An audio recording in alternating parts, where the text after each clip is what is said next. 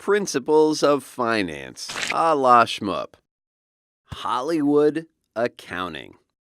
Ever read missives about the Hollywood accounting? Well, the vibe is undoubtedly bad. Like, who thinks a Hollywood accountant is generally, good anyway? Other than the power player who hired her, of course. Outright lying about expenses is too easy a method of cheating. Instead, in bad accounting, costs get overstated. A producer has to rent a ranch to shoot a horse chasing an alien scene, slow alien, but that ranch just happens to belong to the producer. Is it accountingly kosher to have the producer actually rent it from herself? Well, technically it is in fact kosher, but the optics are bad. Too much room for corruption to take place. And the producer really wanted that Westfield plowed for personal reasons, but maybe suggested that the film needed the Westfield plowed, right? So the movie pays for that plowing and or the house and or anything else. That fair, not fair? Well, not fair. Optics matter. When you're the financial manager, the cliche holds. You build a reputation over decades and you can destroy it in 5 minutes. And yes, your personal life enters into your professional life these days, whether or not you think that's fair, even in Hollywood. But here's a hard thing to think about. Only 1 in 20 movies make a profit, like a real profit. So that one movie has to pay for the losses of the other 19.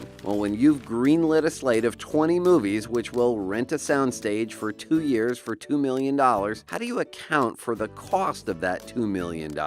Well, if you allocate by revenues, then you'd, quote, burden, unquote, the big hit monster movie starring Brad Pitiful, which was 90% of the revenues of the 20 movies and with 90% of the cost. The whole slate of movies generated $1 billion of revenues and, well, Shmup Wars with Brad Pitiful was $900 million of that. The other 19 movies totaled only $100 million of revenues. And the one starring Amanda Bynes, well, that only was $14. Even though Shmup Wars took only 1/20th of the time of the rental of that soundstage, is it fair to burden it with 90% of the costs?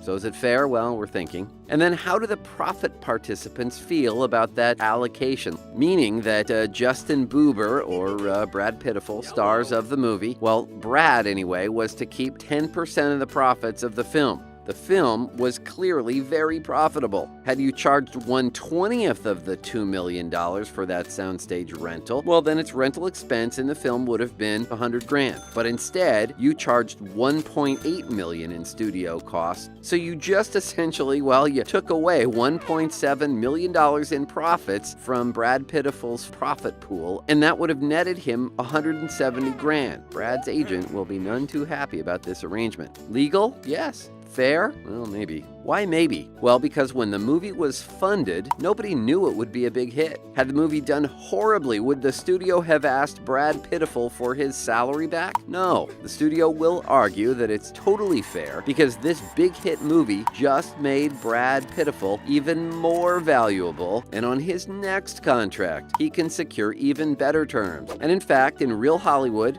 definitions of profit are a big part of the contract negotiations for big stars, accountants as deal quarterbacks. Yeah, who knew?